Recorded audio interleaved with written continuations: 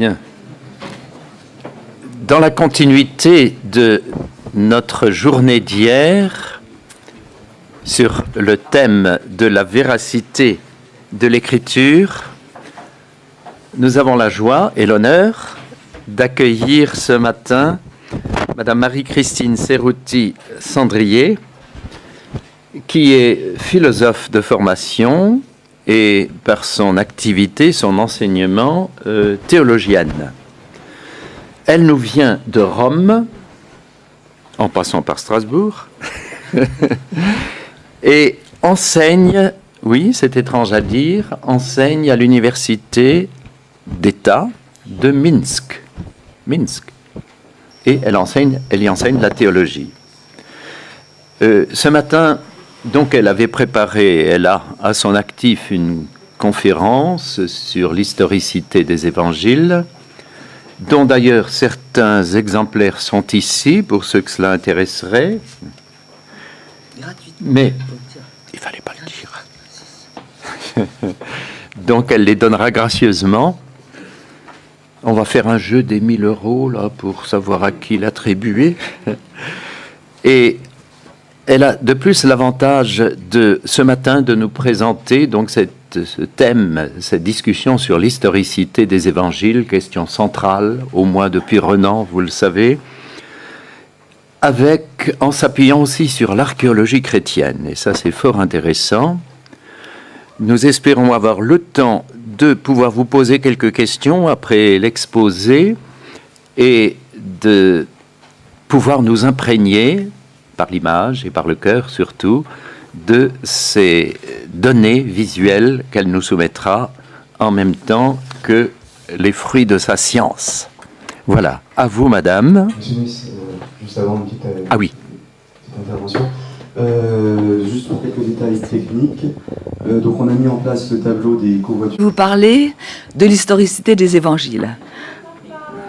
Il faut le diriger plus vers vous, oui.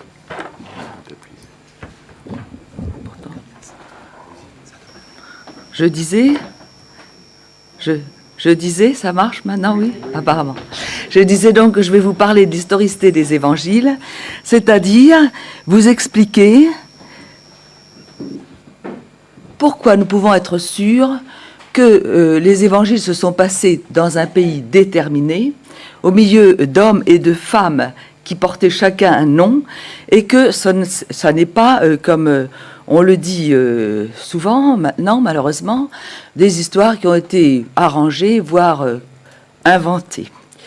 Alors, il faut savoir, je pense que vous devez le savoir, que la religion chrétienne, et la catholique en particulier, sont aujourd'hui victimes d'une très grosse persécution.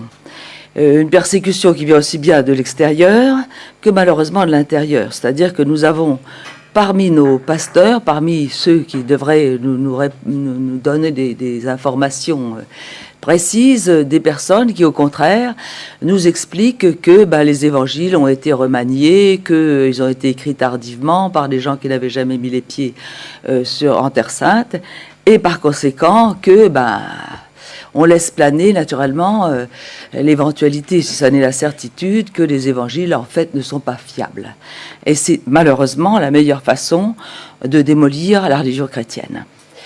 Donc il existe en fait 3 façons de dater un texte, de savoir d'où il vient, de savoir comme il est quand on n'est pas sûr de ses origines.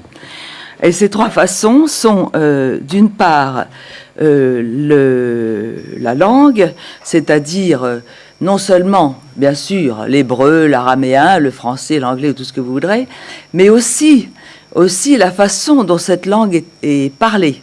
Vous savez très bien que le français du XVIIe siècle n'est pas le français d'aujourd'hui, à plus forte raison le français du Moyen-Âge. Et par conséquent, on peut très bien dater un texte d'après la façon de s'exprimer de son ou de ses auteurs. La deuxième façon, c'est ce que j'appelle... Attendez, ça vous l'avez déjà eu? Ah oui, voilà. C'est ce que je me trompe, voilà.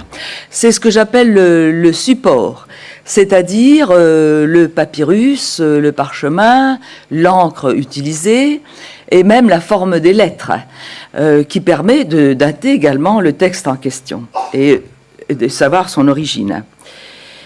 La troisième façon, c'est ce que j'appellerais des petits détails, des indices qui permettent de dater un texte. Bien sûr, quand on commence à vous parler de la naissance de Louis XIV, pour dire quelque chose, il est bien évident que ça se passe après la naissance de Louis XIV.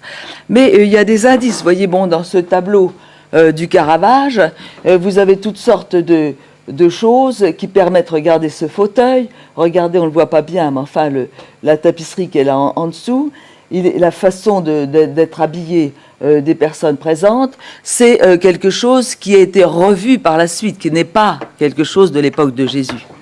Donc ça aussi, des petits détails, et nous allons en voir en pas mal, qui permettent de dire, ah ben voilà, c'est comme ceci ou comme cela. Alors voyons d'abord le langage, donc ce dont je vous parlais en premier. Ça, je pense que vous le savez, Jésus est né donc dans un pays bien connu, donc la Terre Sainte, qui était partagée donc en 3 provinces, la Galilée, la Samarie et la Judée. Je n'insisterai pas là-dessus. Jérusalem étant la capitale, je pense que tout ça, vous le savez. Alors, ce qui est important à savoir, c'est que il y avait à Jérusalem le temple, et que Jérusalem était en elle-même la cité sainte, la chose la plus importante qui puisse exister au monde pour les Juifs, les Hébreux de cette époque-là. Et pourquoi ? Parce que aussi il y avait ce fameux temple dedans qui était le centre de leur vie sociale, religieuse, qui provoquait, comme vous le savez sans doute, des allées et venues des Juifs qui n'habitaient plus en Terre Sainte, qui habitaient par exemple en Égypte, et on voit ça d'ailleurs, on voit ça dans les Actes des Apôtres, quand vous avez la description de tous les Juifs qui étaient là et qui venaient de tous les pays du monde. Alors, ce temple était vraiment quelque chose de très important. Que Jérusalem soit détruite, c'était pour les Juifs de cette époque la chose la plus abominable qui puisse arriver. Imaginez pour vous qui êtes français, je pense pour la plupart, qui êtes catholiques, qu'on vous détruise en même temps Paris et Rome en fait, et Saint-Pierre de Rome. Et donc on vous coupe de toutes vos racines, de votre religion, de votre culture, de votre civilisation, de tout ce qui fait que vous êtes vous et pas quelque chose d'autre. Et donc, malheureusement, pour les Juifs, c'est exactement ce qui est arrivé. Comme vous savez, Jérusalem a été détruite en 70 et le temple lui-même a été détruit.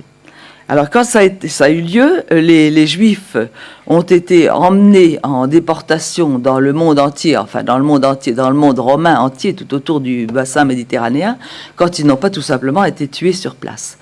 Donc, ça a signifié que l'hébreu, leur langue, l'hébreu, l'araméen, on va en parler tout de suite, n'était plus parlé parce qu'ils étaient dispersés, ils étaient tués ou ils étaient dispersés. Bon, quand je dis n'était plus parlé du tout, ça serait faux. Mais en fait, ça n'était plus une langue utilisée tous les jours. Alors, ils avaient en effet 2 langues qui étaient, j'ai du mal à trouver la flèche, qui étaient l'hébreu, donc la langue sacrée par excellence, mais attention, qui était quand même utilisée dans beaucoup plus, disons quotidiennement qu'on ne l'a pensé pendant longtemps, puisque on a retrouvé à Masada, donc l'endroit où les Juifs après la destruction de Jérusalem s'étaient réfugiés, des amphores, des récipients sur lesquels il était marqué en hébreu le contenu ou des choses de ce genre. Donc c'était quand même un langage qui était parlé, mais presque surtout pour la langue de tout ce qui pouvait être sacré. Alors, une chose très importante à savoir, c'est que à cette époque-là, tous les petits garçons étaient formés à lire et à écrire l'hébreu. Pas les petites filles malheureusement, mais les petits garçons. Donc, quand on vous dit que les Juifs de cette époque ne connaissaient pratiquement pas le langage écrit, que tout était oral, et que par conséquent, sous-entendu, souvent, malheureusement, avec la transmission de bouche à oreille, beaucoup de choses se sont transformées. Vous connaissez le jeu du petit téléphone. Et donc, c'est parfaitement faux, puisque donc les Juifs savaient, les garçons, moins les hommes, savaient savaient écrire et savaient lire en hébreu. L'autre langue, c'était l'araméen, qui était une langue plus courante, qui était parlée en particulier par les femmes. On le voit dans l'Évangile. Jésus-Christ se fait appeler Rabbi par les hommes, ce qui veut dire Seigneur, Monsieur, traduisez comme vous voudrez. Mais on voit Marie-Madeleine, au moment de la résurrection, qui lui dit Rabouni. Alors les deux, c'est-à-dire, il lui parle en araméen. Les deux langues étaient très semblables. Ça, il ne faut pas perdre ça de vue, c'est très important. Et justement, l'abbé Carmignac, dont nous allons parler tout de suite, n'était pas, lui qui était un immense savant au point de vue de l'hébreu, et qui savait aussi l'araméen, n'était pas capable d'affirmer absolument à 100% quelle était la langue originaire des évangiles, c'était l'hébreu ou l'araméen. Mais le voilà, je vais vous le montrer. Mais qu'il s'agisse d'une langue sémitique, ça pour lui c'était une chose absolument certaine et qu'il était très important de déterminer et dont il fallait répandre la connaissance, enfin savoir que les évangiles avaient été écrits en hébreu ou en araméen. Alors, voilà. Vous avez certainement entendu parler des documents de la mer Morte qui ont été trouvés à Qumran, donc dans un désert qui est relativement assez proche de Jérusalem. Je suis sûr que beaucoup d'entre vous y ont déjà été. Et donc, dans une grotte comme celle-ci, on a trouvé quelque chose comme ça. C'est-à-dire des manuscrits qui se trouvaient dans des jarres comme celle-ci, et qui ont été retrouvés là de façon parfaitement fortuite par un jeune berger, et qui donc datent forcément de pas plus tard que 68. Alors attention, quand on vous parle de 68, ne perdons pas de vue que 68, ça n'est pas 68 ans après Jésus-Christ, mais quelque chose comme, puisque Jésus-Christ est mort entre 30 et 33, beaucoup moins. Donc, en fait, la naissance du Christ, c'est très curieux, mais Jésus-Christ a vécu après Jésus-Christ. Et parce que il serait né, on se dispute beaucoup là-dessus, mais enfin, il serait né, en tout cas, pas plus tard qu'en 1 avant Jésus-Christ. On pense plutôt vers, on se dispute beaucoup, 4, 5 ou 6, mais peu importe. Mais l'important, c'est de se rappeler, attention, destruction de Jérusalem en 70 après Jésus-Christ, mais pas en 70 après la résurrection de Jésus-Christ. Il faut retirer 30 ou 33 ans, donc ne l'oublions pas. Donc que s'est-il passé?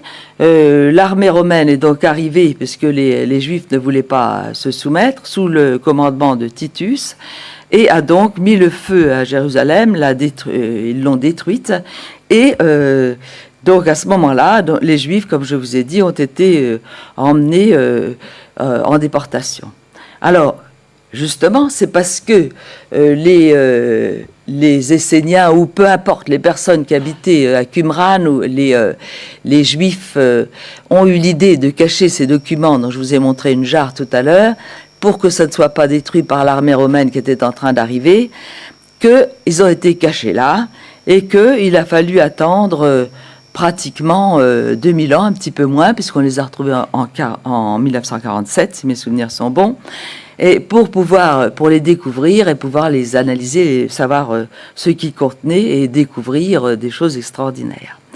Et donc, l'abbé Carmignac était vraisemblablement le plus grand, enfin, en tout cas, de toute façon, un des plus grands des spécialistes de l'hébreu de Qumran, c'est-à-dire de l'hébreu qui a été retrouvé dans ces fameuses jarres, dans ces fameuses grottes. Alors, cet abbé Carmignac, c'est quand même très intéressant.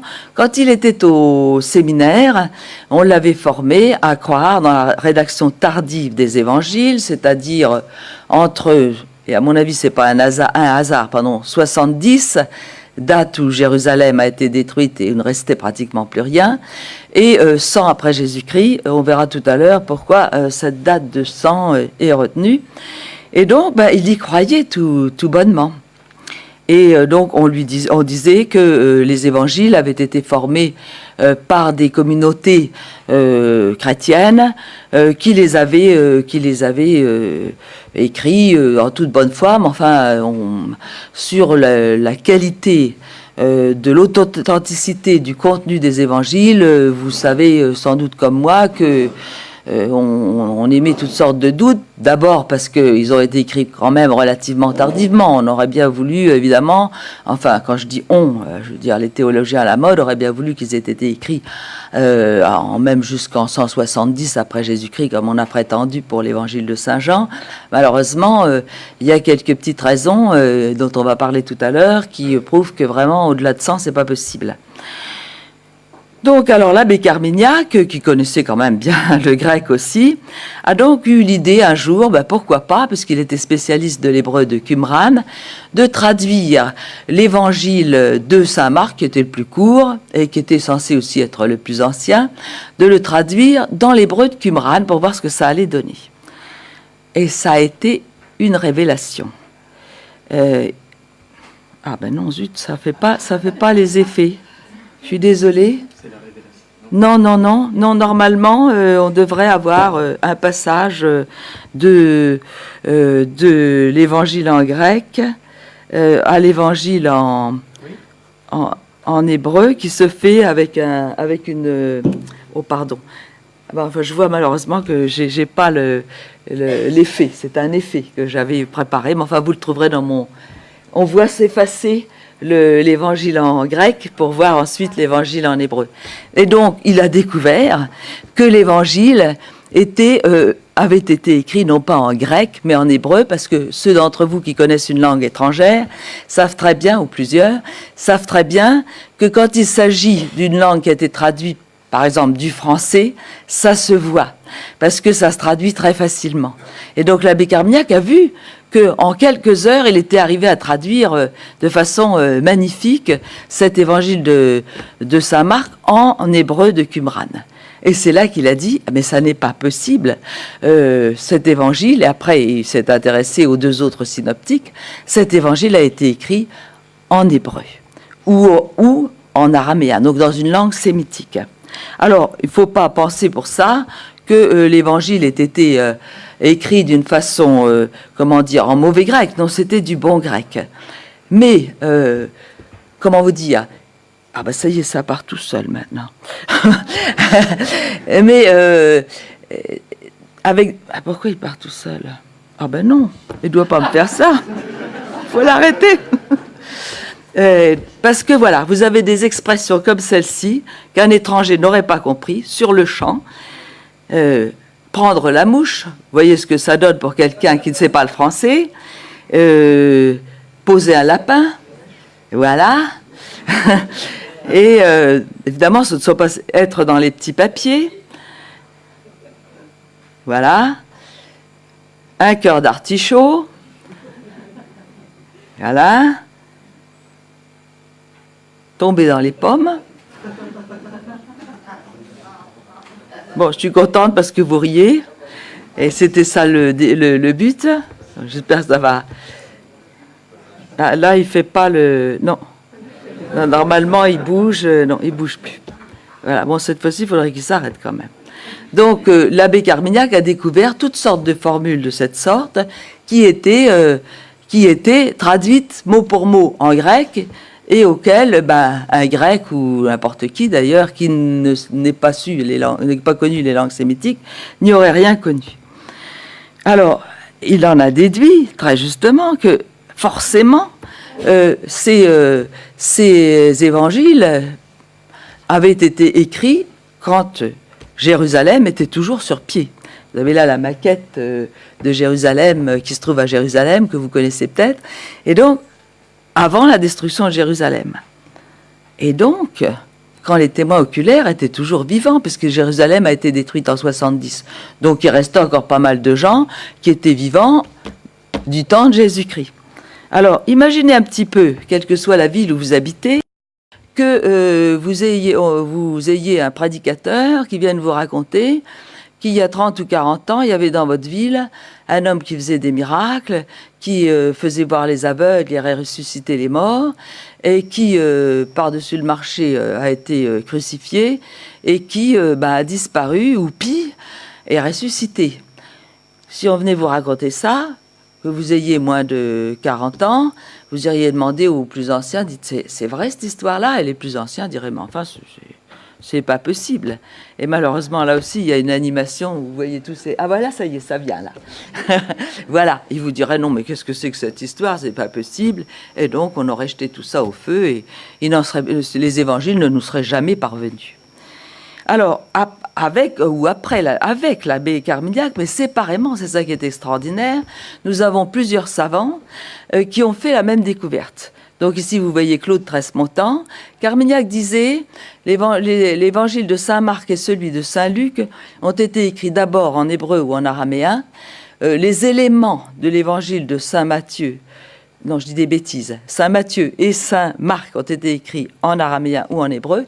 Les éléments de l'évangile de Saint Luc ont été écrits en hébreu ou en araméen, ils ont été recousus après. Et alors il disait qu'il ne se prononçait pas sur l'évangile de Saint Jean, mais après il s'est quand même prononcé pour des raisons que j'aimerais vous dire après, j'espère que j'aurai le temps. Et donc Carmignac, de son côté, qui enseignait à la Sorbonne, a fait la même découverte, à part que lui, il disait les 4 évangiles ont été écrits en hébreu. Et je vous donne un exemple de ce qu'il donnait et ce qu'il expliquait. Il disait, regarde, il explique ça dans le Christ hébreu, et il disait, voilà, nous trouvons texto dans l'évangile, Jésus fixa sa face d'aller à Jérusalem. Alors, excusez-moi, mais si vous ne savez pas l'hébreu, ni l'araméen, je pense que ça vous dira autant qu'un effet bœuf peut faire sur quelqu'un qui ne sait pas le français. En fait, si on connaît les expressions hébraïques, eh bien, on sait que ça veut dire Jésus décida fermement, courageusement, d'aller à Jérusalem. Et il donne beaucoup d'autres exemples de ce genre. Par ailleurs, il dit, et d'ailleurs, il n'est pas le seul à l'avoir remarqué, vous avez ici la piscine de Bethesda, dont il est question dans l'évangile de Saint Jean, et qui dit il y a à Jérusalem une piscine près de la porte des brebis, une piscine à 5 portiques.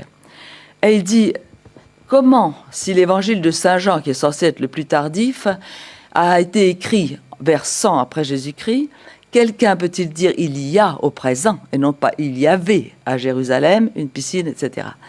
C'est pas possible, puisque en 100 après Jésus-Christ, non seulement Jérusalem avait été démolie, mais avait été démolie depuis longtemps. Et si cet évangéliste n'avait jamais rien connu de Jérusalem, comment est-ce qu'ils auraient pu écrire « il y a à Jérusalem » ? Non, il y avait. Donc, ça signifie que l'évangile de Saint Jean a été écrit avant la destruction de Jérusalem. Alors, il y a un troisième savant, Francis Marion, que vous voyez là, qui, de son côté, c'est ça qui est extraordinaire, chacun de son côté, puis après, Francis Marion, je crois même qu'il n'avait même pas entendu parler de Carmignac à Tresmontant. Le malheureux a envoyé son manuscrit à des éditeurs comme, vous savez, ceux qui sont à la mode, je ne vais pas les nommer, et bien naturellement, il n'a jamais reçu de réponse, on ne l'a jamais publié. Alors lui aussi, de son côté, fait le même genre de découverte. Et même, chacun a fait ses découvertes qui se complètent quelquefois, qui ne sont pas forcément les mêmes. Alors, je vous donne un exemple. Voilà, il y a un passage de l'Évangile qui dit là où est le cadavre se réunissent les aigles. Et les aigles sont des animaux qui vivent seuls, ils ne se réunissent pas, et ils mangent de la chair fraîche, ils ne mangent pas de charogne. En revanche, les vautours, eux, mangent des charognes, comme vous voyez sur cette image. Ils se réunissent, on les trouve autour des cadavres en train de les manger. Comment expliquer cela ? Eh bien, tout simplement parce que en hébreu, en langue sémitique en tout cas, les deux mots se disent d'une seule et même manière. Ce qui n'est pas le cas en grec. En grec, vous avez deux mots différents. Alors, le traducteur qui a traduit de l'hébreu en grec, qui ne devait pas être très fort en zoologie, ben, il a pris la mauvaise traduction. Et il a mis les aigles au lieu de mettre les vautours. Alors attention, parce que j'ai remarqué que dans beaucoup d'évangiles ou de Bibles, on traduit par vautour. Et là, pour le coup, c'est le traducteur du grec au français qui rectifie, qui a rectifié en français ou dans n'importe quelle autre langue.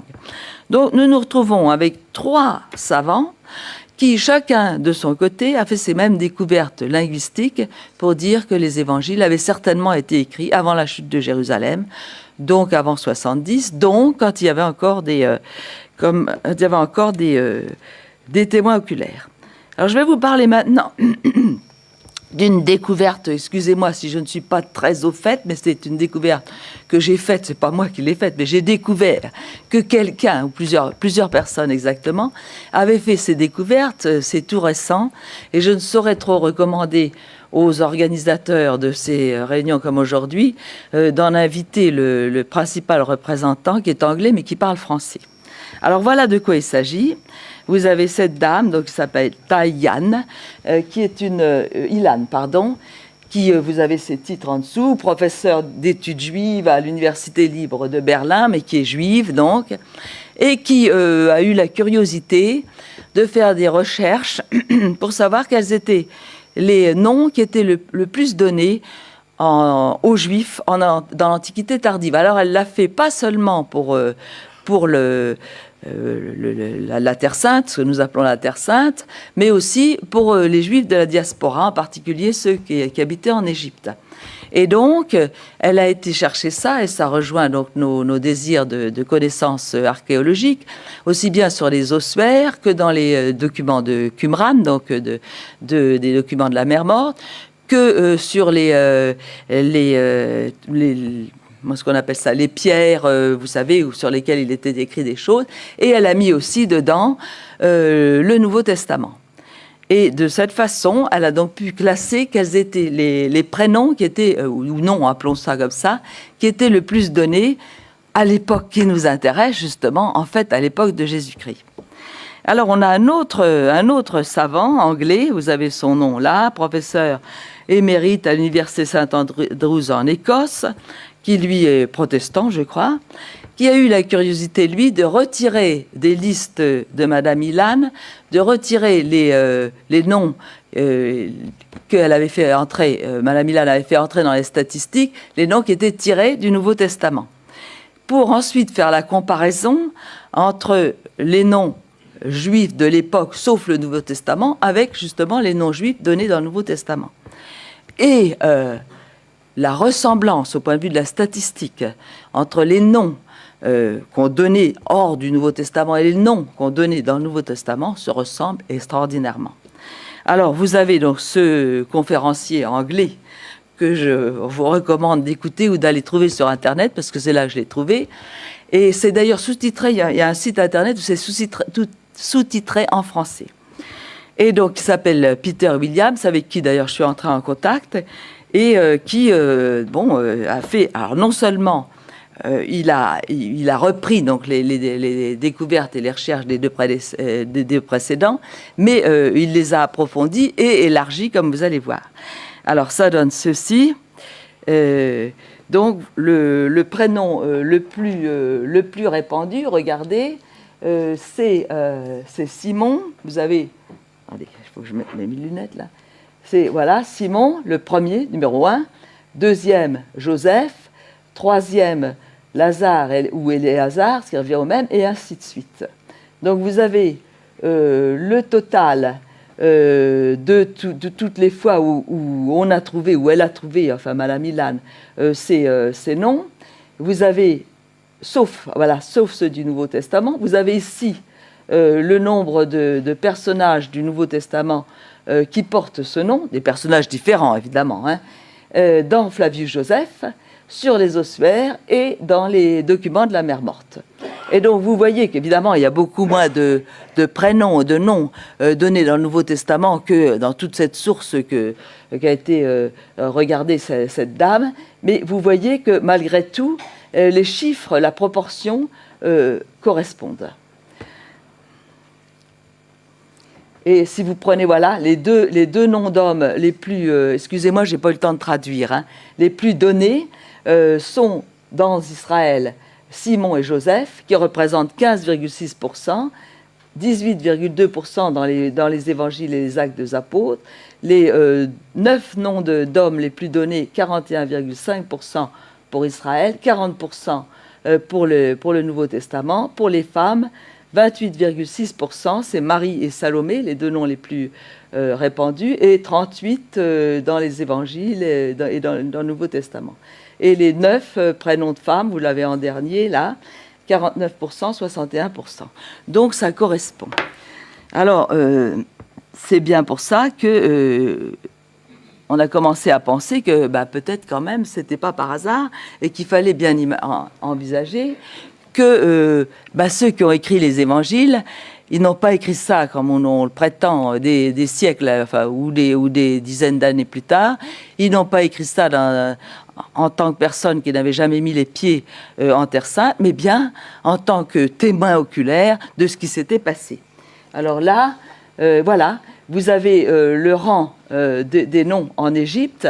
Et est-ce que vous connaissez quelqu'un qui s'appelle Sabbataius, dit Peter Williams? Vous avez ça dans vos relations? Ben non. Et en revanche, de même Ptolémée, Papus, voilà. Donc les Juifs qui habitaient dans la diaspora, en Égypte en l'occurrence, ne portaient pas les mêmes noms que les Juifs qui habitaient en Terre Sainte à l'époque de Jésus-Christ. Donc, penser que les évangiles ont été écrits ailleurs et après, etc., ça colle pas très bien avec les découvertes archéologiques. Alors, en revanche, si vous regardez les évangiles apocryphes, qui, dans ce cas-là, qui ont été écrits, et ça, on tend aujourd'hui à vous raconter, je dis bien, que les évangiles apocryphes ont autant de valeur que les évangiles canoniques, eh bien, vous vous apercevez que dans l'évangile de Thomas, il reste encore quelques noms, vous voyez, vous avez les noms là. Dans l'évangile de Marie, vous n'avez déjà plus beaucoup de noms, et et puis là, alors, dans l'évangile de Judas, il n'y a que 2 noms, Judas et Jésus, et ça, c'est des espèces de divinités, de je ne sais quoi, dont on vous donne les noms, et qui n'ont rien à voir, comme vous voyez, avec les noms que nous connaissons. Alors, ça, c'est une découverte de Peter Williams. Les noms qui étaient les plus répandus à l'époque du Christ sont dans les évangiles, accompagnés d'un qualificatif. Donc, prenez par exemple les apôtres de Jésus-Christ. Vous voyez Simon, qu'on appelle Pierre. Donc, Simon, vous vous rappelez, c'était un des prénoms, le premier, oui, c'est ça, c'est le numéro 1. Qu'on appelle Pierre, hop, vous avez un qualificatif. Et son frère, André, donc aussi, Jacques, le fils de Zébédée. Donc ça, c'était, on vous précise, vous voyez, et Jean, son frère, donc les prénoms très répandus, on vous précise qui. Mais Philippe, qui portait un nom pas répandu, on lui laisse son nom sans donner aucun qualificatif. Et ça continue comme ça. Donc si c'était un prénom répandu, vous-même, vous le savez très bien, quand vous parlez de Pierre, vous dites, oui, Pierre, le concierge, je ne parle pas de ton frère, parce que justement, c'est un prénom répandu. Si il s'agit de quelqu'un qui s'appelle, qu'est-ce qu'on va vous dire, Thaddée, c'est un prénom qui n'est pas très répandu aujourd'hui, vous dites Thaddée, votre interlocuteur voit tout de suite de qui vous voulez parler. C'est pareil dans les évangiles. Alors, toujours une découverte de Pierre Williams, c'est bien dans les évangiles, nous avons toutes sortes de noms de villes qui sont donnés. Et même de petits patelins, et qui existaient effectivement, on le sait aujourd'hui.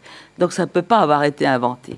Si vous écriviez aujourd'hui une histoire qui se passe il y a 100 ans, eh bien, et surtout si ça ne se passait pas là où vous êtes, eh bien vous ne sauriez pas choisir les prénoms et vous ne connaîtriez pas les petits villages qui n'existent peut-être même plus aujourd'hui à cause du baisse de la population dans certains endroits. Alors, pour plus forte raison en Terre Sainte où tout avait, surtout Jérusalem, avait disparu. Tandis que dans les... attends, qu'est-ce que je viens de vous montrer là?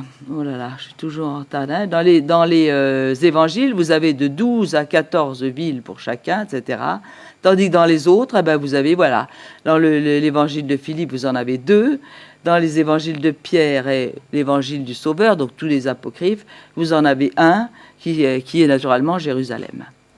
Alors, vous voyez, regardez ces statistiques, le nom d'endroit qui se trouve dans les évangiles, c'est surtout dans les évangiles que vous les trouvez. Ailleurs, à part l'évangile de Pierre, il n'y en a pas beaucoup, hein, pour ne pas dire pas du tout. Dans l'évangile de Marie, il n'y a pas un seul nom d'endroit qui soit donné.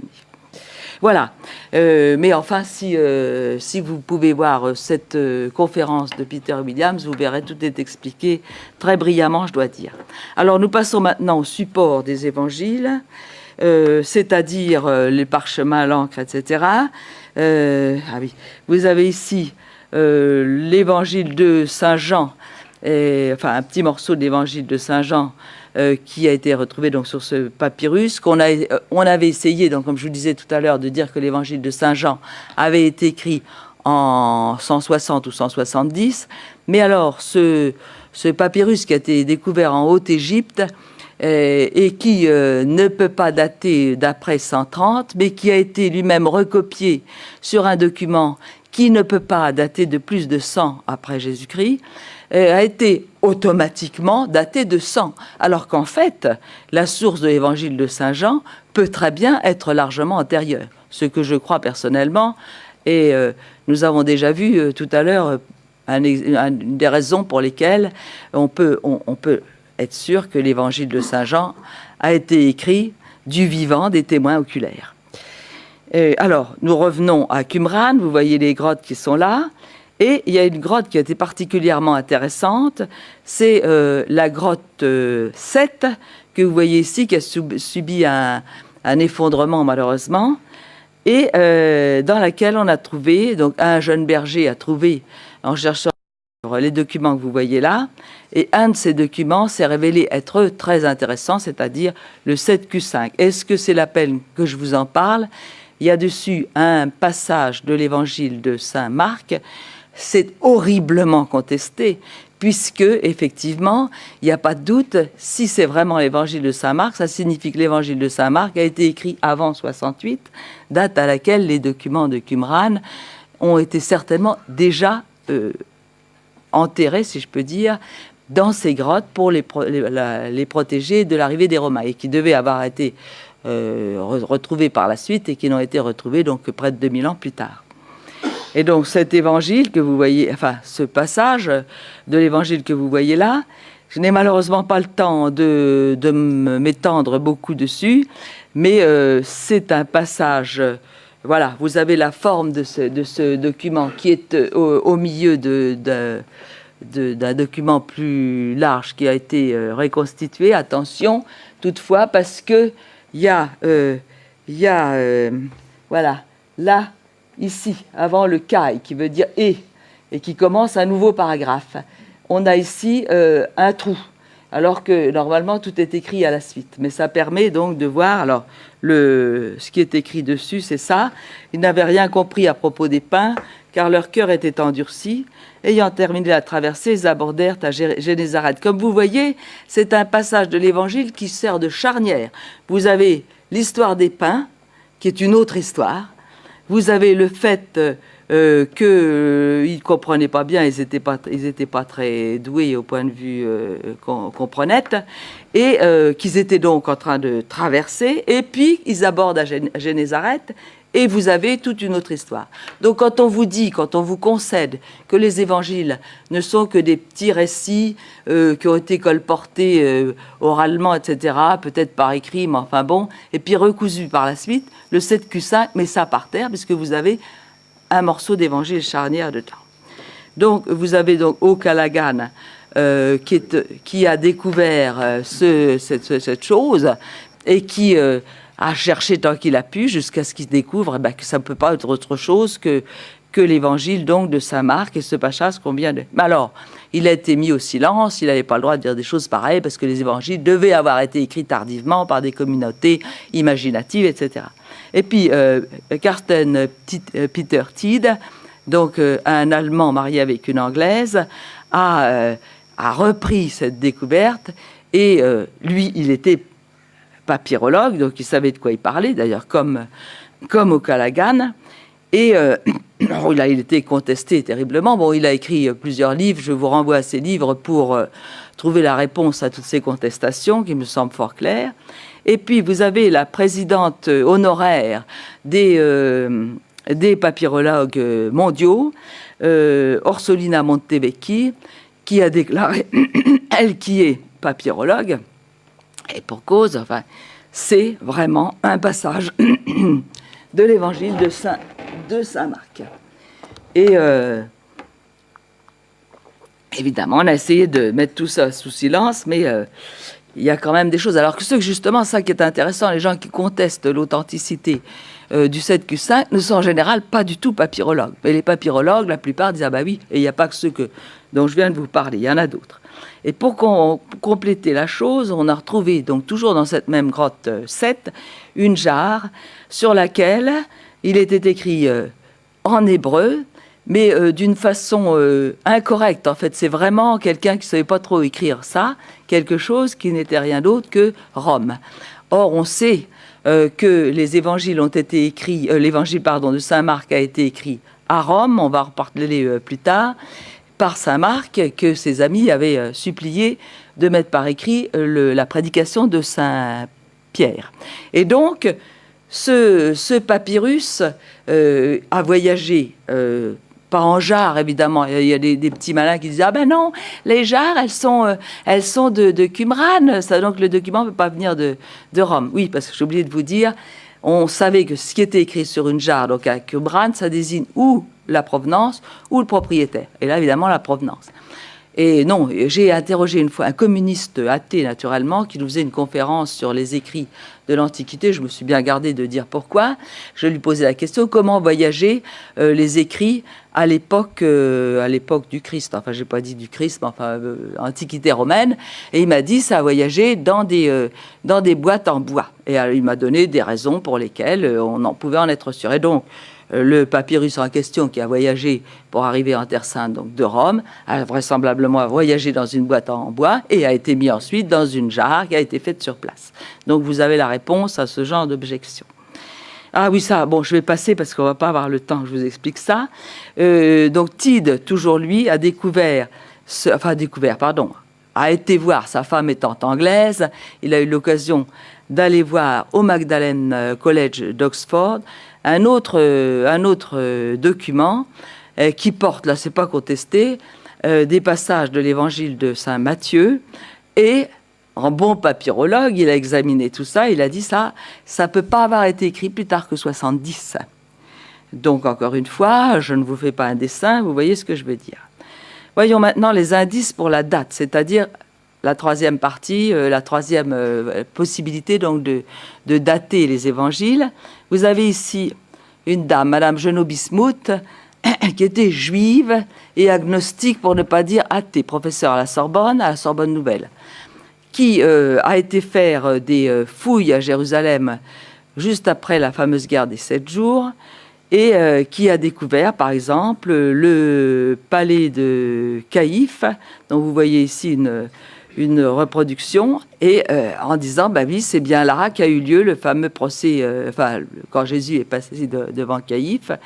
Et par exemple, elle a découvert aussi des habitations de l'époque du Christ, avec, voilà, vous avez là des jarres en pierre, évidemment plus petites que celles des noces de Cana, mais c'est toujours la même chose, parce que la pierre rendait pur ce qu'on mettait dedans.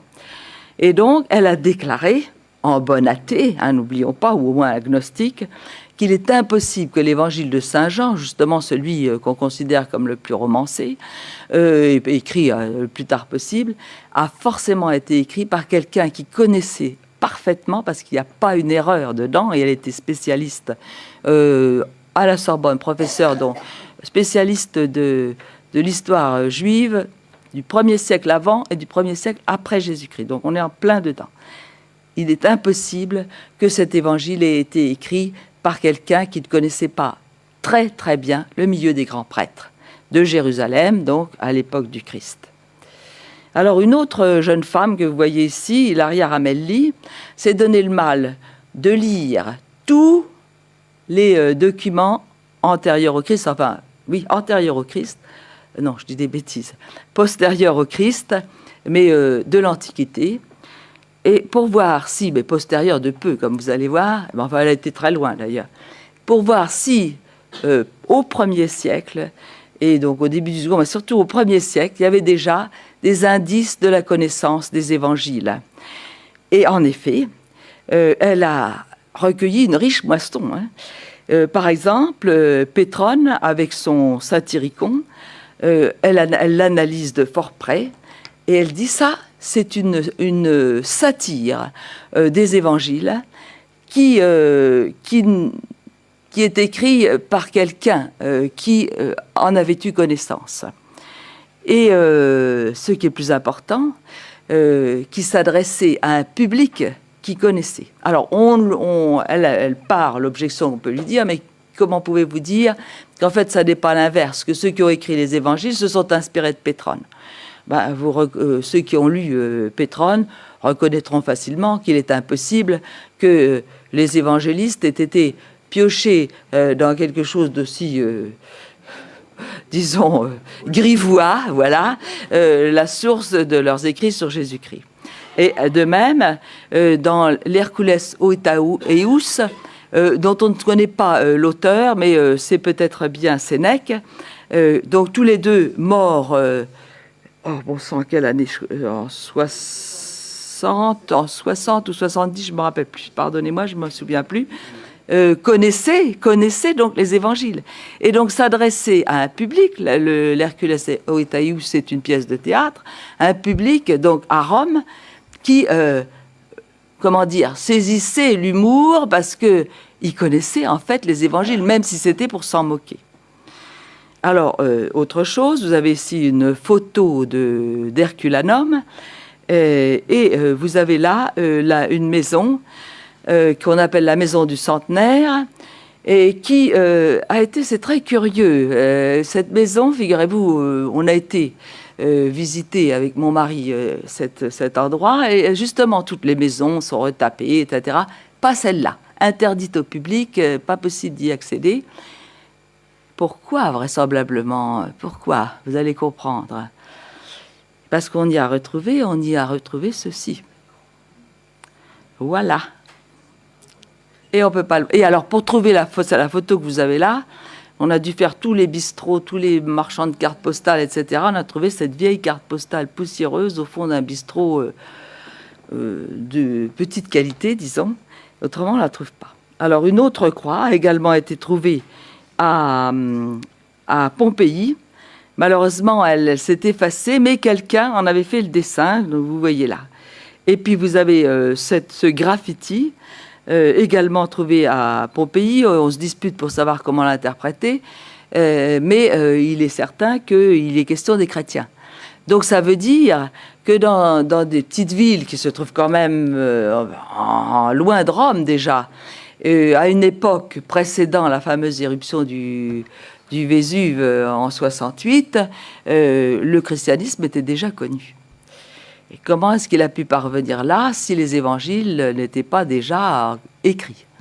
Parce que du bouche à oreille, c'est un peu difficile. Alors maintenant, nous avons ce graffiti retrouvé dans la maison de la Vierge, ou plus exactement dans ce qu'il en reste à Bethléem, et dont le sens vous est éclairé ici, et qui dit, en fait, Ave Maria, je vous salue Marie, et qui montre, alors, on se dispute, alors là, regardez sur Internet à ce propos, c'est absolument incroyable. Vous avez des gens qui vous disent que c'est du 2e siècle, d'autres du 3e, d'autres du 4e, je ne sais pas même s'il n'y a pas le 5e ou le 6e siècle, enfin, il n'y en a pas un qui dise la même chose. Mais celui qui l'a découvert, Bellarmino Bagatti, était donc un franciscain. Lui, il a dit que c'était un éminent savant pour ce genre de choses. C'est du 1er siècle. Passons. Vous avez ici le monastère de Sainte-Catherine.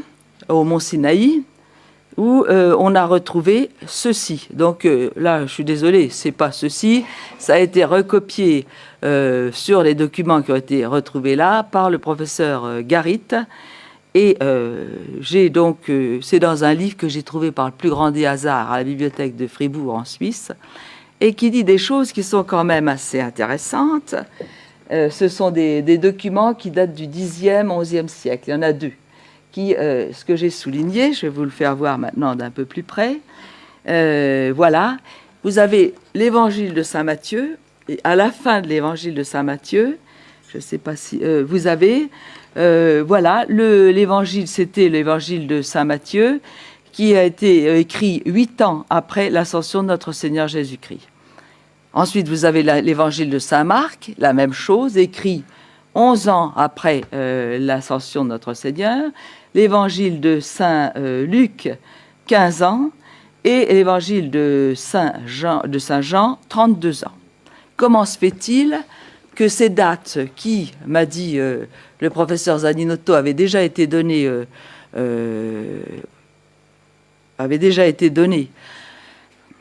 ça là j'ai un trou, enfin avaient été déjà connues 100 ans avant, c'est ça, 100 ans avant quand on a écrit ces documents que je viens de vous faire voir, donc au 8e siècle, étaient déjà connus. 9e siècle, pardon. Et c'est très précis, mais personne n'en sait rien, personne n'est au courant. Voilà, bon. Alors, des indices maintenant qui confirment les évangiles. Combien est-ce que vous me laissez encore de temps? Encore une demi-heure encore? 20 minutes. Ah bon, très bien. Alors, voyez ceci. C'est un ossuaire. C'est un ossuaire et qui a été trouvé naturellement à Jérusalem et qui date du 1er siècle. Et sur le côté duquel on voit Caïphe. Alors dedans, on a trouvé différents ossements. Je ne me rappelle plus exactement, enfin, il doit y avoir une femme, 2 enfants, un nourrisson, quelque chose comme ça. Et donc, ce Caïphe, ça signifie certainement que c'est des membres de la famille de Caïphe dont les os et les ossements ont été mis dedans. Donc déjà, c'est déjà quand même une petite confirmation que ce n'est pas inventé par les évangélistes. Mais celui-ci est beaucoup plus intéressant. Comme vous voyez, il est beaucoup plus travaillé. Et dedans, on a trouvé, en plus d'autres ossements, les ossements d'un homme de 60 ans environ. Et sur le côté, c'est Joseph Caïphe qui est écrit. Voilà ce qui est écrit exactement. Et nous savons, par Flavius Joseph, que le Caïphe de Jésus s'appelait Joseph. Voilà. Alors cet autre ossuaire, autre chose intéressante, il porte ceci que je vous dise pas de bêtises, oh là là, qu'il y a dedans. Voyons, comment s'appelle celui qui a aidé Jésus à porter sa croix? Voilà, que donc il y a un certain le Père. Oui, c'est ça, qui était le père de Rufus et de... Le nom m'échappe. C'est comment? Non. L'évangile de Saint Marc précise le père, donc Jésus a donc avec sa croix rencontré, donc Simon de Cyrène, le père de, je ne sais plus comment il s'appelle, et Rufus. Et les os qui sont dedans... Non, je suis désolée, c'est pas Cléophas. J'ai un trou, et ça me demande pas mal de mémoire de faire ça. Ça me reviendra peut-être avant la fin de la conférence. Donc, celui qui est enterré là-dedans, Alexandre. Merci, voilà, c'est ça. Et donc, c'est ça. C'est un certain Alexandre de Cyrène. Ou est-ce que... Oui, Alexandre de Cyrène. Que l'évangile de Saint Marc, donc, mentionne. Voilà.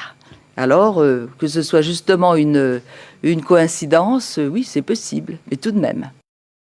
Alors, nous avons ici 2 savants, Martha Sordi, qui est disparue, morte il n'y a pas très longtemps, une éminente professeur à l'Université catholique de Milan, il enseignait l'histoire ancienne, et le professeur Xibec, que j'ai vu hier, qui est tout à fait vivant, qui ont tous les deux traduit le contenu de cette pierre qui se trouve à la Nationale de la rue Richelieu, et qui est un édit, ils ne portent pas de nom, mais leurs recherches qui sont écrites, vous pouvez chercher, a permis de déterminer qu'il s'agissait de Néron. Néron, donc, le premier qui a persécuté les chrétiens, nous sommes très peu d'années après la mort et la résurrection de Jésus-Christ. Et voici ce que porte cet édit. Est-ce que tout le monde arrive à lire ou est-ce qu'il faut que je le lise ?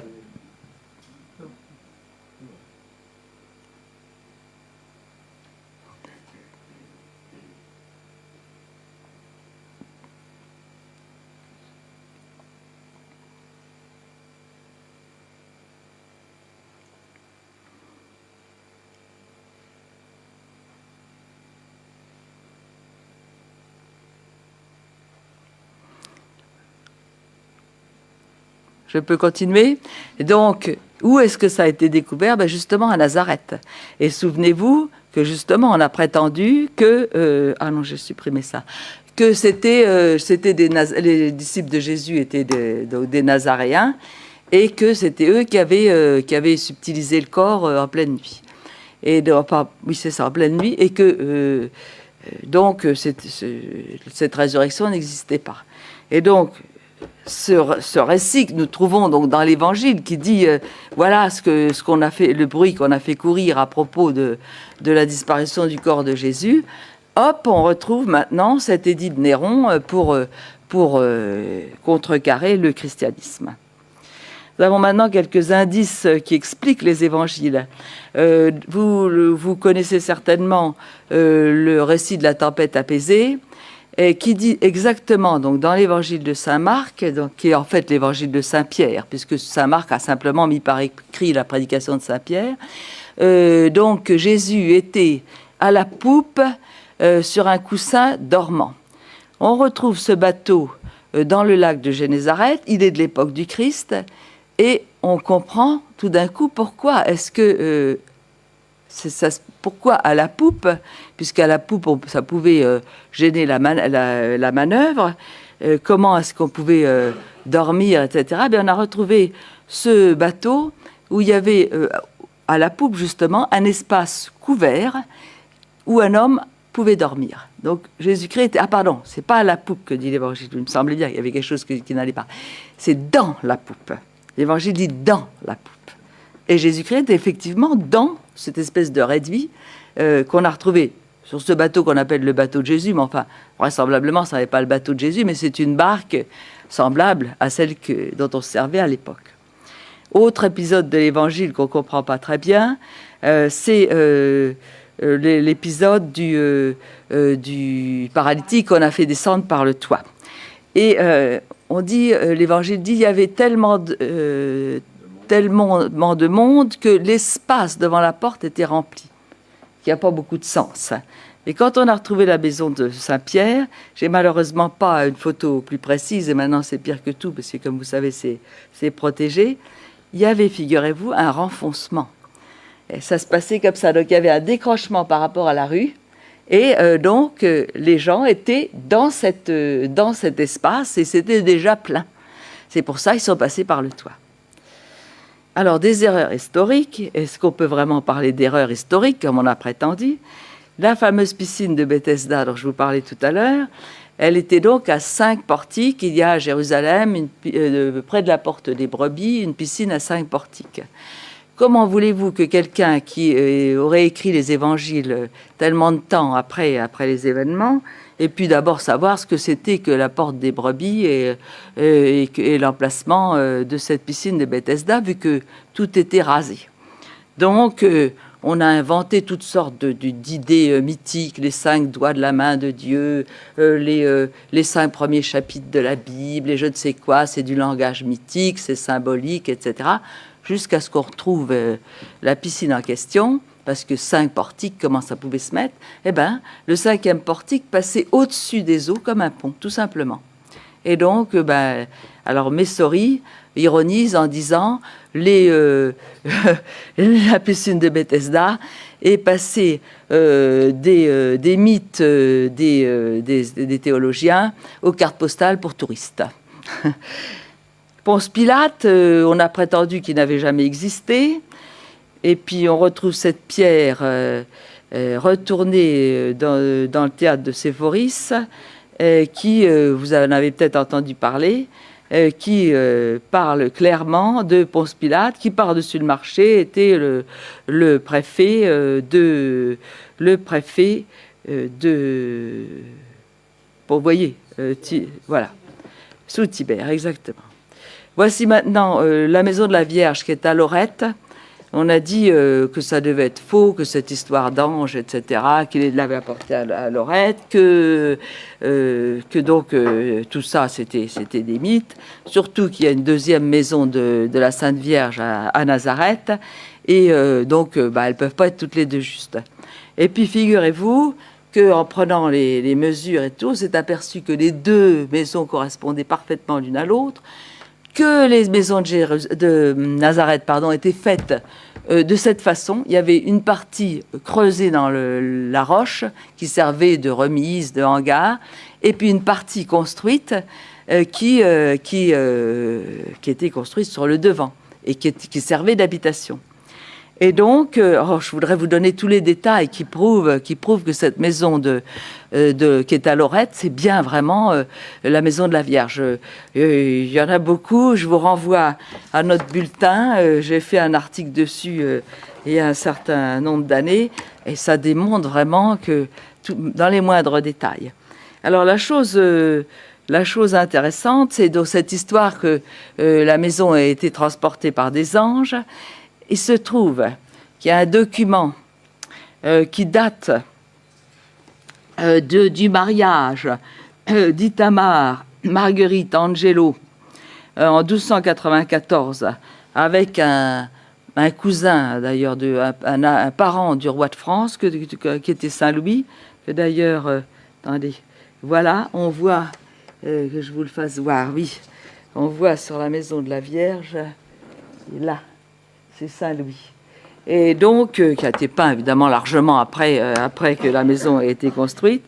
Et donc, ce document, non, je ne l'ai pas là. Voilà, regardez, vous avez la traduction. Voilà, vous avez ça, pour ceux qui savent le latin, et qui explique que, donc, parmi la dot qu'a porté cet Itamar Angelo, ça veut dire ange, en italien, au pluriel ça fait Angeli, la plupart des noms de famille italiens d'ailleurs se terminent en i, et qui a porté les pierres de la maison de la Vierge. Et donc, voilà, c'est donc une tradition qui explique aussi que c'est cette famille des Angeli qui avait transporté les pierres de la maison de la Vierge pour la reconstruire. On l'a transportée en plusieurs endroits avant qu'elle arrive à Lorette. Et que donc, par conséquent, c'est peut-être pas si faux que ça. Alors, on a aussi des reliques des apôtres et des évangélistes. Ici, vous avez cette découverte d'un graffiti sur lequel il est écrit « Pierre est ici », qui se trouve dans les soubassements de Saint-Pierre de Rome. Et vous savez, par tradition, que Saint-Pierre a été enterré, en fait, dans un cimetière sur lequel, successivement, on a construit chapelle, église, basilique, etc. Et donc, Margherita Guarducci, encore une fois, une éminente archéologue qui a analysé vraiment beaucoup ça, a dit, il n'y a aucun doute, c'est vraiment le corps de Saint-Pierre, les os de Saint-Pierre qu'on a retrouvés là. Alors, je n'ai malheureusement pas de photo des os, mais j'ai une photo des morceaux de fil du tissu qui a enveloppé ces os, et qui sont, comme vous pouvez voir, or et rouge. Or, c'est la couleur des princes, et Saint-Pierre était le prince des apôtres, comme vous savez, et rouge, la couleur des martyrs. Donc, il a été enseveli dans un drap rouge et or. Ici, vous avez c'est un peu macabre, mais c'est, figurez-vous, le squelette de Saint Luc. La tête est à Prague. On l'a fait venir tout exprès pour voir si elle correspondait bien au squelette en question, qui se trouve à Padoue, non pas dans la basilique où est enterré Saint Antoine, mais ça y est, le nom m'échappe encore, dans la plus grande basilique de la ville, qui est aussi une des plus grandes basiliques d'Europe. Et Gianni, tu te rappelles comment elle s'appelle? Non. Bon, enfin, peu importe, si vous allez à Padoue, allez voir ça. Alors, il y a eu, pendant 2 ans, un nombre considérable de savants qui se sont penchés sur le contenu de ce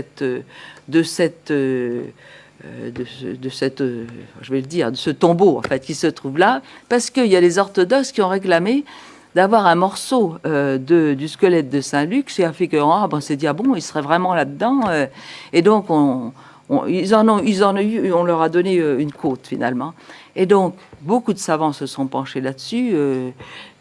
Et pour déterminer, si vous voulez les détails, ils sont dans mon livre. Non, ils sont toujours là-dedans.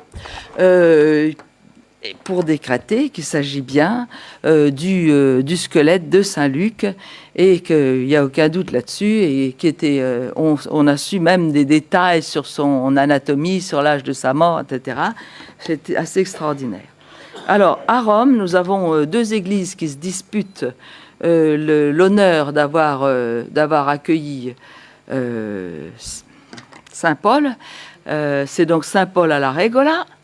Et puis, vous avez Santa Maria in Via, qui est Via del Corso, où on dit aussi que Saint Paul a été fait prisonnier. Mais, alors voilà, les photos que j'en ai prises, c'était interdit d'y aller. Et puis le curé a changé, et j'étais toute ravie. Quand j'ai vu que c'était allumé, j'ai été, et le curé a pris les clés, m'a emmené, et j'ai pu prendre ces photos. Et donc, ce sont des photos des sous-sols de Santa Maria in Via Lata, où non seulement ont été Saint Paul, mais aussi Saint Pierre, et enfin presque tous, ils ont été là, enfin tous ceux des premiers chrétiens, et finalement même Sainte Sabine, qui a été baptisée avec l'eau de ce puits que vous trouvez là. Saint Paul, lui, alors, il y avait une tradition qui disait qu'il était enterré sous la basilique de Saint Paul, et j'avais eu vent qu'on allait faire des recherches. J'ai donc été interrogé à un des prêtres. Non, c'est des histoires, ça n'a pas été long. Quelques mois plus tard, non, on a justement retrouvé, enfin, pas retrouvé, on savait où trouver on a fait les analyses, oui, c'est bien Saint Paul qui a été enterré là. Vous avez là une reproduction qui se trouve dans une des sacristies de la pierre qui couvre les ossements de Saint Paul.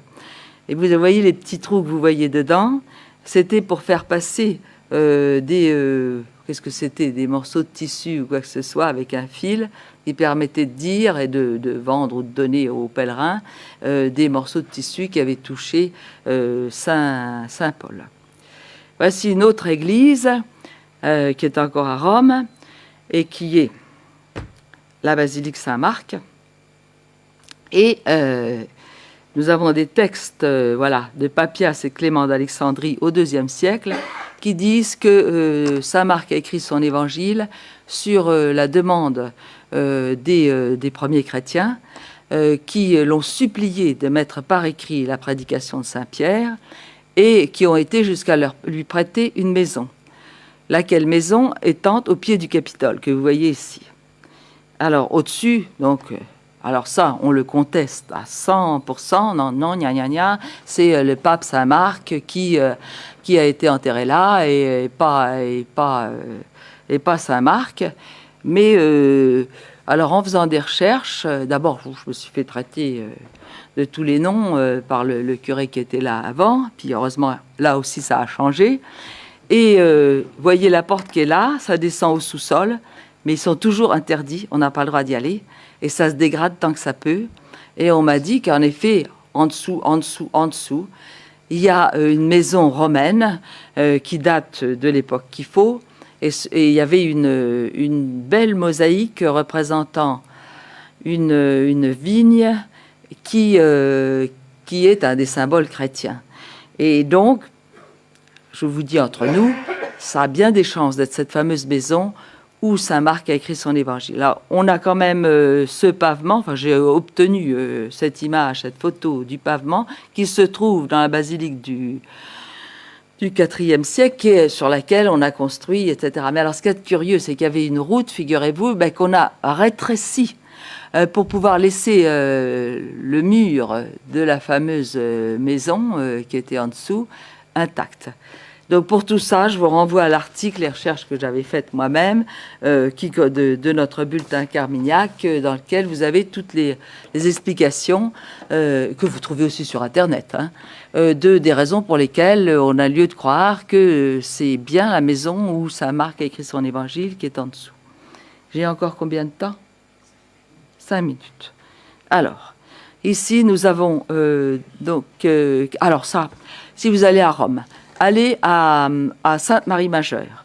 Vous allez trouver, voilà, vous avez l'hôtel, vous voyez le grand hôtel, et en dessous, il y a quelque chose qui se trouve être ceci. Il n'y a aucune explication.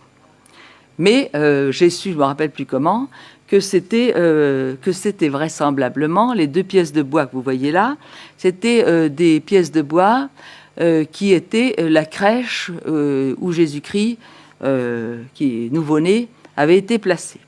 J'ai été interrogé un prêtre de la basilique qui m'a dit « Oui, figurez-vous, on a fait l'analyse au carbone 14, c'est justement du bon siècle.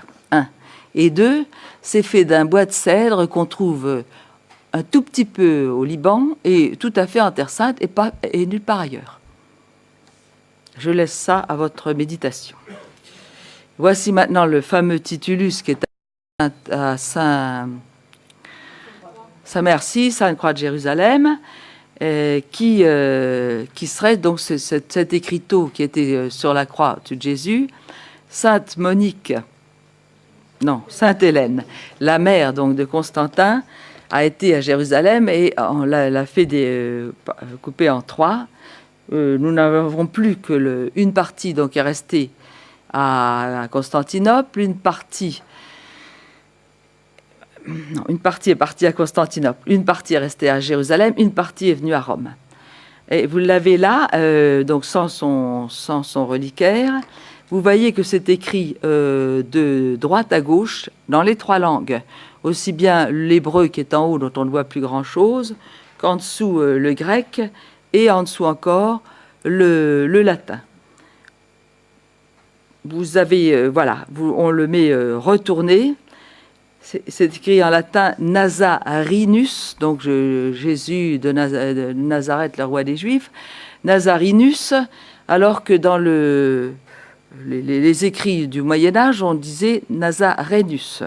Et donc Nazarinus, c'est ce qu'on disait à l'époque de Jésus-Christ. C'est une des raisons d'ailleurs pour lesquelles les savants qui se sont réunis autour de ce titulus, donc, on dit que ça risquait bien d'être du 1er, 2e ou 3e siècle, avec une préférence pour le 1er siècle. Et ces savants, un seul n'était pas juif. Enfin, n'est pas juif, parce que ça a été fait très récemment. Alors là, vous avez la reconstitution, où ils ne sont pas gênés d'ailleurs pour mettre Nazarenus, de comment ça se présentait originairement. Et vous avez là, en encadré, la partie qui nous est parvenue. Donc 7 experts, donc 6 juifs, ont fait cette analyse qui nous le met donc très vraisemblablement au 1er siècle. Alors, pour l'Ancien Testament, donc dans notre bulletin, nous nous intéressons aussi à l'Ancien Testament, puisque Jésus-Christ s'appuie souvent, ses disciples, sur l'Ancien Testament. J'ai mis là, pêle-mêle, les dernières découvertes qui ont été faites et dont nous avons parlé toujours dans notre bulletin. Voilà, vous avez, c'est écrit, donc le sceau découvert en Israël à Tel Beth Shemesh, près de la rivière Sorek, où habitait Dalia au XIe, XIIe siècle avant Jésus-Christ, et qui est donc de l'époque de Salomon. Comme vous pouvez voir, de Samson, pardon. Comme vous pouvez voir, on a là un homme qui, à main nue, attaque un animal qui a bien l'air d'être un lion. Regardez la queue. Voilà. Alors là, ce sont des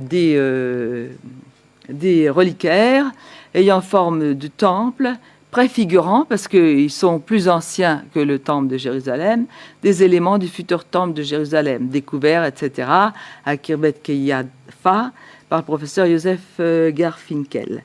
Et c'est de l'époque du roi David, où donc le temple n'avait pas encore été construit, puisqu'il a été construit par son fils Salomon. Et alors ça a permis, c'est ça qui est quand même très curieux, ça a permis de comprendre des passages donc, de l'Ancien Testament où était décrit le temple de Jérusalem.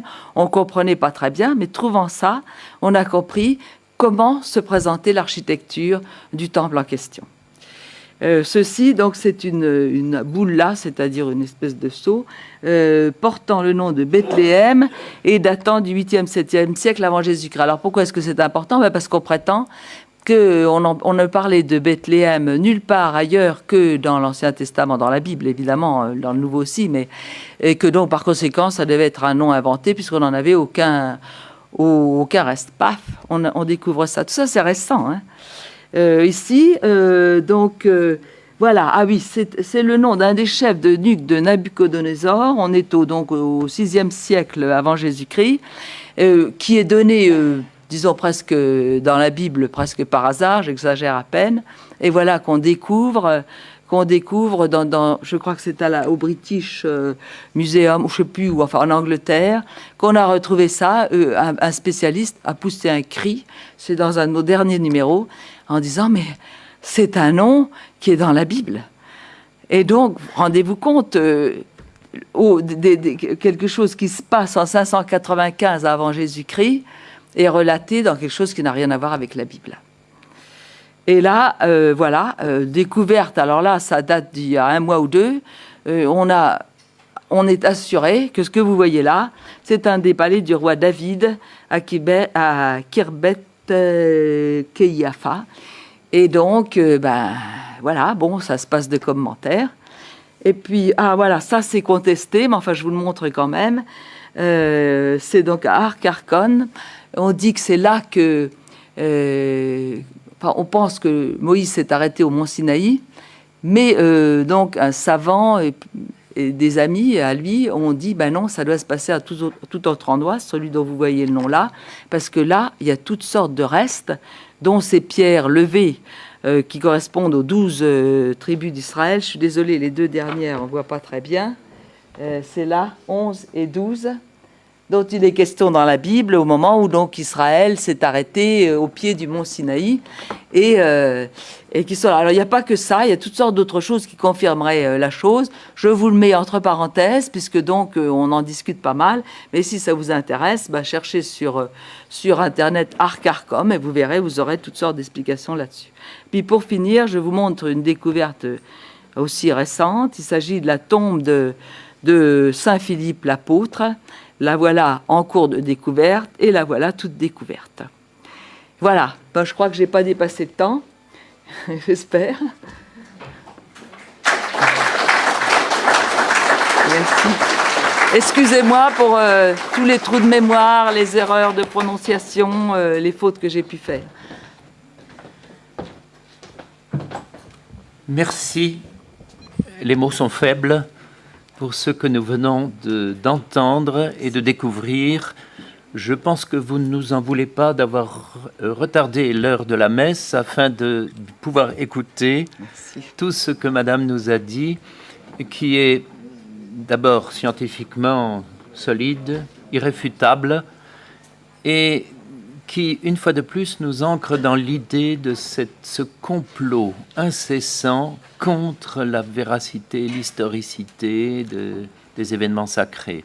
On pense le psalmiste l'avait sans doute prévu, « Quare fremuerunt gentes » pourquoi ces peuples en tumulte qui se sont élevés contre... Oui, vous nous avez donné une magistrale démonstration à la fois de ce que la science peut retrouver, une science rigoureuse, soucieuse vraiment de preuves incontestables, Et vous nous avez montré ce complot, cette volonté de refuser de voir. Et là encore, le psalmiste disait, ils ont des yeux et ne verront pas.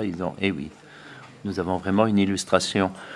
J'espère que pendant le repas, pourra-t-on vous interroger encore, puisqu'il n'y a pas beaucoup de temps de discussion. Disons peut-être, Maxime, on peut encore...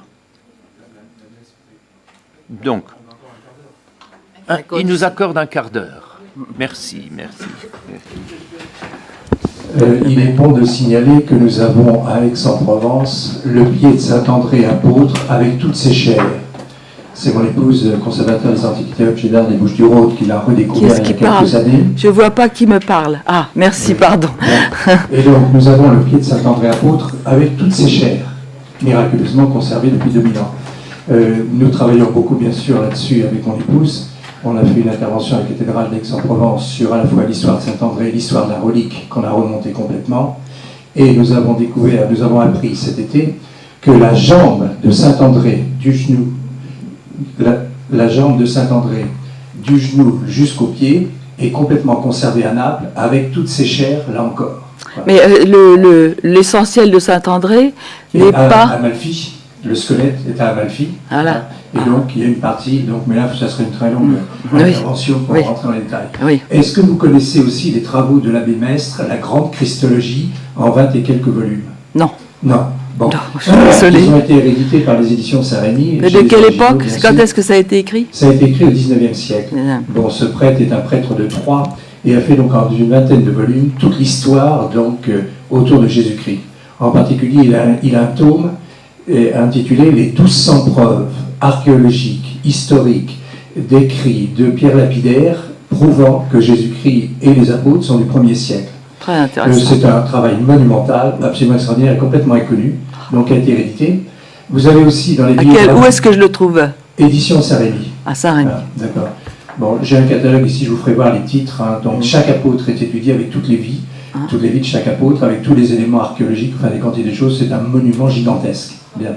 Vous avez aussi des biographies évangéliques donc, de Monseigneur Gaume, qui donnent énormément donc, de renseignements. Vous avez l'histoire des 72 disciples, où on a énormément donc, de preuves, d'éléments qui sont racontés avec toutes les références historiques, etc. Alors donc il y a beaucoup de choses encore à découvrir. Oui. Ces œuvres-là ont été redécouvertes il y a très peu de temps, il y a moins de 30 ans. La grande Christologie, j'ai mis des années à redécouvrir donc, tous les originaux. J'ai travaillé sur 3 à rechercher toute la biographie, bien sûr, d'abbé Mestre. J'ai trouvé très peu de choses. Mais nos pères ont énormément travaillé et il y a beaucoup de choses à redécouvrir encore. Voilà. Mais pour Merci, Saint-André, ça mériterait que mon épouse fasse une conférence une année, parce que c'est une aventure absolument extraordinaire. Nous allons d'ailleurs aller à Amalfi l'année prochaine pour continuer nos recherches. Et à Naples, en même temps, aller voir, donc vénérer, il y a la jambe complète, avec toutes les chairs conservées depuis 2000 ans. Je vais distribuer tout à l'heure une image que j'avais prévu donc de donner avec la photo du pied de Saint-André. Merci beaucoup. Bonjour madame. Je voudrais revenir juste sur la réalité de Ponce Pilate, de ce personnage historique vraiment central dans la vie du Christ, ô combien. Et pour dire que si le suaire de Turin a fait l'objet d'une datation des plus douteuses d'ailleurs par 3 laboratoires et dans des conditions absolument ahurissante sur le plan scientifique, et je crois que ça maintenant ce n'est un peu pas. Je n'en ai pas parlé aujourd'hui parce que je pensais que vous connaissiez tous. Toujours sur le Saint-Suaire, il y a eu 2 équipes qui se sont penchées, des équipes sérieuses, ce que je veux dire, pendant une équipe française bien sûr et une équipe américaine. Et là-dessus, ils ont découvert avec beaucoup d'applications et des techniques tout à fait récentes que l'image du Christ imprimée sur ce Saint-Suaire portait sur les yeux de leptones, c'est-à-dire cette monnaie. Oui, bien sûr. Oui, ça je suis très au courant. Ces leptones qui étaient marqués au nom de Tibère empereur et de Ponce Pilate. Alors ça, je crois que c'est quelque chose qu'on ne peut pas inventer, d'autant plus que les gens nous ont expliqué que peut-être l'image du Christ était que des tâches qu'on peut interpréter, pourquoi pas des tâches de recherche en disant ça. Mais bon, je crois que maintenant, les gens sérieux, en tout cas les scientifiques, ne mettent plus du tout en cause un faussaire du XIVe siècle, ne pouvait pas, absolument pas, ni dessiner, parce qu'on a trouvé... Mais c'est pas un dessin. Non, c'est quelque chose de très précis. La deuxième chose, quand même, qui est une remarque, mais là, j'attends vos éclairs, c'est, on parlait pour le corps de Saint-Pierre, je pensais que si la tombe, on l'a visitée au sous-sol, qu'on n'avait pas retrouvé mais bien sûr que si, mais bien sûr que si. Saint-Pierre, mais qu'ils avaient été emportés lors d'une razzia des barbaresques à Rome. Mais vous nous avez dit aujourd'hui, donc, qu'on a bien retrouvé... Bah oui, mais... il y a eu, même Margherita Guarducci, celle qui a redécouvert ça, elle n'avait même plus le droit d'y aller. On lui a retiré les clés.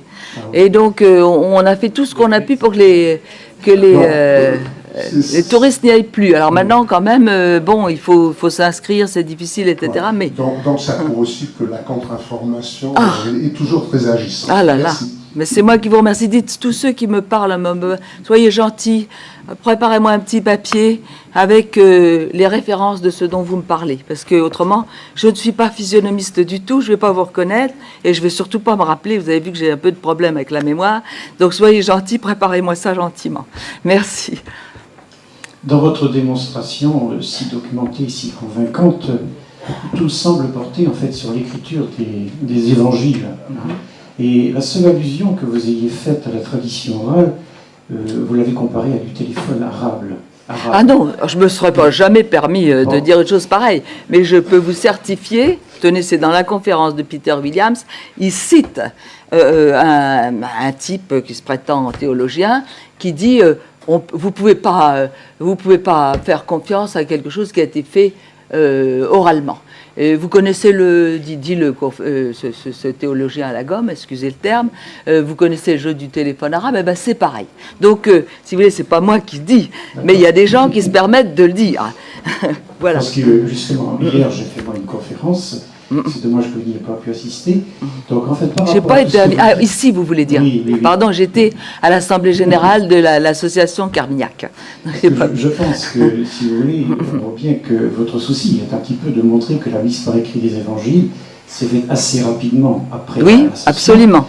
Peut-être parce que, sous-entendu, si ces écrits ont été faits très tardivement, il risque d'y avoir des formations. Non, il ne risque pas, on vous le dit, sur tous les tons, bien sûr. Alors, ceci dit, je pense qu'il faudrait aussi apporter à votre démonstration, je pense, tout le pan de la tradition de style oral, qui a été en particulier mise en évidence par Marcel Jousse. Je ne sais pas si vous connaissez. Oui, je suis très au courant, je connais ça. J'avoue que personnellement, je pense, ça, émotivement peut-être, et tout à fait, peut-être irrationnellement, je pense que quelque chose qui a été écrit a plus de chances d'être certain, si on peut lui donner une date. Alors que si c'est transmis oralement, c'est quand même plus à risque. Ceci dit, ces recherches me semblent très intéressantes. L'idée que les gens répétaient indéfiniment pour bien s'ancrer dans la tête les mots sans faire une seule erreur, c'est très intéressant. Je vous remarquer que votre position est justement à l'inverse de la mentalité de l'Église et des contemporains de Jésus, pour lesquels on accorde plus d'importance à ce que transmettent les témoins par oral qu'à ce qui a été mis par écrit. J'ai d'ailleurs cité hier 2 ou 3 citations justement de cette époque. Or justement, dans tous les travaux de Marcel Jousse, et personnellement j'applique et je fais pratiquer par des adultes tout ce que Jousse nous dit, en fait, si vous voulez, j'ai apporté une distinction très importante hier. Il ne faut surtout pas confondre les traditions du milieu de Jésus avec la tradition orale. Jousse parle de tradition de style oral, c'est-à-dire que dans ces milieux-là, tout est fait pour que la mémoire puisse fonctionner avec efficacité. Voyez, et j'en ai donné des exemples hier. Voyez. Donc je pense que c'est important de bien préciser effectivement que dans cette mémoire de ces peuples de tradition orale et ceux qui entouraient Jésus, en fait, ils pouvaient parfaitement retenir avec presque mot à mot ce que Jésus a pu dire. Vous voyez, ça me paraît très important. Et par conséquent, c'est ensuite une mise par écrit de récitation su par cœur qui va être faite. Et par conséquent, la date à laquelle ces textes ont été mis par écrit, ça n'a plus aucune importance. Oui, ben là, je suis désolée, mais je ne suis pas d'accord avec vous, je vous le dis franchement. Là, si, ça a quand même de l'importance, pardonnez-moi. Je suis tout à fait d'avis avec vous, parce qu'il y a tout un tas d'autres preuves que les évangiles ont été écrits rapidement, si vous voulez. Ah bon, donc ça a quand même de l'importance. Mais bien sûr, ça a de l'importance. Mais leur véracité ne tient pas uniquement à ce fait. Parce que la tradition de style oral permet de dire que ces textes, même s'ils ont été mis par écrit plus tardivement, sont parfaitement capables de nous rapporter l'authenticité des paroles de Jésus et le témoignage historique des apôtres. Voyez, oui, ben vous pouvez dire ça, mais ne dites pas... C'est un élément que vous pourriez apporter en plus à votre démonstration. Et pour ça, il faut être convaincu qu'effectivement, une tradition de style oral permet une mémoire exercée. Et là, je puis en témoigner, puisque depuis 40 ans, je fais travailler des adultes de cette manière, parce que Jousse n'a pas simplement fait des études théoriques. Il s'est dit, si je dis ça dans un milieu de style écrit où il n'y a pas de mémoire, on ne me le croira pas. Et vous voyez, vous avez vous-même tendance à dire que, sentimentalement, vous avez du mal à croire qu'une tradition de style oral... D'autant plus que vous avez pu voir, expérimenter le mal que j'ai à retenir tous les noms, même si cette conférence, je l'ai déjà fait pas mal de fois. C'est moi qui ai fait ce compact, ce CD qui est là, et combien de fois je l'ai entendu pour la synchronisation, etc. Et paf, je ne me rappelle plus du nom des fils de Simon de Cyrène, alors que je le dis tout le temps. Alors, j'ai pu que vous inviter à venir travailler avec moi. Voilà, exactement. Voilà. Je vous fais remarquer d'ailleurs que c'est moi qui ai retrouvé mon Alexandre. Ah ben bravo. Voilà. Donc, en fait, nous convergeons, mais simplement, ce que je veux dire, c'est que vous auriez peut-être intérêt à découvrir ce que Jousse apprend, qui serait un élément de plus pour confirmer tout ce que vous dites. Alors, par ailleurs, je vous signale qu'il y a ici de Marseille Jousse qui s'appelle Pierre Perrier, qui travaille actuellement, en fait, pour montrer qu'en Chine, l'apôtre Thomas est allé bien avant 50 après Jésus-Christ, porter l'évangile en Chine. Ce qui veut donc dire, et sur les gravures qu'il représente, il tient en main un évangile. Ce qui prouve bien que les évangiles, effectivement, ont été écrits bien avant les dates que nous fournissent nos exégètes. Hein. Donc, en fait, effectivement, tout cela converge, mais je pense qu'il faut qu'on unisse nos forces. Et je pense que cet élément de tradition, de style oral, c'est quelque chose d'essentiel pour expliquer la mise par écrit des évangiles. Les deux se complètent. Les deux se complètent. Voilà. Tout à fait. Un peu comme tester David comme Sibylla, n'est-ce pas? Une dernière intervention, parce qu'il faut quand même que nous allions. Fort. 8 ans après. Oui. 8 ans après, etc. C'est énorme pour avoir transcrit. Quand on voit les témoignages lors de procès, etc., où les gens ne savent plus. Alors il a bien fallu la mémoire avant pour arriver à ces 7 ans, 12 ans, etc. des différents... Enfin bon, ça c'est ce qu'on a retrouvé sur le mont Sinaï. Et de fait, l'abbé Carmignac donne des dates, mais il n'est pas du tout contre que ce puisse être bien antérieur. Mais il y a peut-être aussi cette intervention de l'oralité, si vous voulez. Oui, bien sûr, c'est absolument. Ah, c'est évident. Je suis désolé, il faut que nous suspendions nos travaux. Monsieur Chris Montan était un élève de Marcel Jousse. C'est bien possible. Nous remercions encore une fois très vivement. Il y a ça, donc... Madame Serruti. Merci. Merci. Donc voilà, vous avez ici des CD que vous pouvez prendre.